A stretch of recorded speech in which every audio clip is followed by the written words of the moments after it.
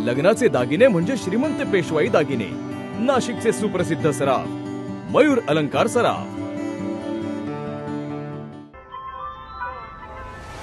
ताज्या बातम्यांसाठी नाशिक न्यूजच्या YouTube चॅनलला सबस्क्राइब करा आणि बेल आयकॉनला प्रेस करा।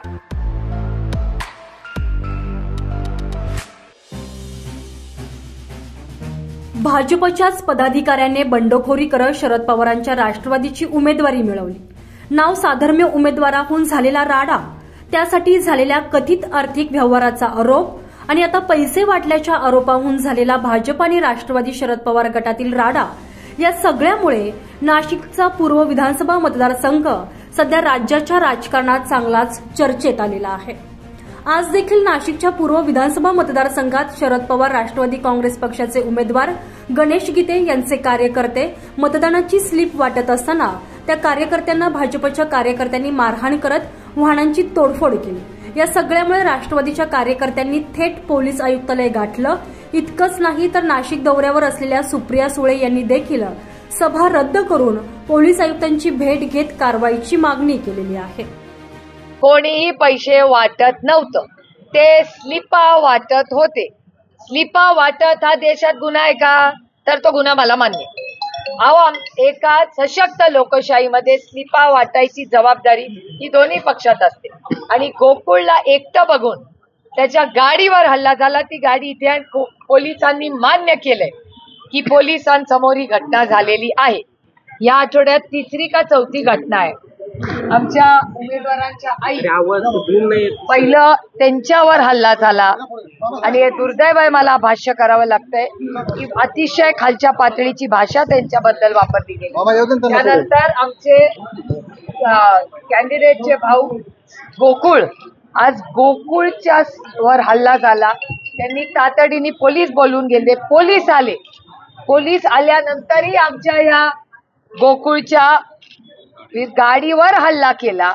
एवढी हिम्मत येते कुठून हो? या राज्याचे गृहमंत्री DCM 1 देवेंद्र फडणवीस जी, आपको जवाब देना पडेगा। काय चालली गुंडागर्दी? तुमच्या बाजूच्या लोकांनी आमच्या लोकांवर आज हल्ले करायला सुरू केली। हा सगळा राडा पैसे वाटप केल्यामुळे झाल्याचा आरोप भाजपचे उमेदवार राहुल ढिकले यांनी केलाय। तर त्यांच्या हातातून निवडणूक जात असल्यानं ते असे खोटे आरोप करून आमच्या कार्यकर्त्यांना मारहाण करत असल्याचा आरोप गणेश गीते यांनी केलेला आहे। या सर्व आरोप प्रत्यारोपामुळे नाशिकचं राजकारण मात्र चांगलंच तापलं आहे। आज जेव्हा त्यांचे भाऊ आणि त्यांचे सहकारी पैसे वाटत होते तेव्हा नागरिकांनी तिथल्या त्यांना पकडलं आणि तिथे जेव्हा काही मुलं गेले तेव्हा तिथं ऑडिओ, आपलं व्हिडिओ क्लिप आहे की गणेश गीते यांच्या त्या कार्यकर्त्यांना आणि भावाला पोलिसाच्या ताब्यात द्या, पोलीस येऊन गाडीत बसतानाचे व्हिडिओ आहे। जर नागरिक आज इलेक्शन हातात घेत आहे, ह्या भ्रष्टाचारी लोकांपासून जे पैसे वाटले जात आहे त्याला रोखतायत आणि कुठल्याही प्रकारचा कोणाला हात न लावता जर पोलिसांच्या ताब्यात देत आहे तर हल्ला होण्याचा प्रश्न येतो कुठून? त्याच्यामुळे कुठेतरी निवडणुकीला वेगळं वळण द्यायचं, जे वातावरण समोरच्याचं चांगलं आहे त्याच्यावर कुठेतरी आरोप प्रत्यारोप करायचे आणि कुठेतरी सिंपथी मिळवायची, यासाठी हा चाललेला एक बालिश खटाटोप आहे। कुठलाही घाणेरडे आरोप करताय ते फार खालच्या पातळीला चालली निवडणूक।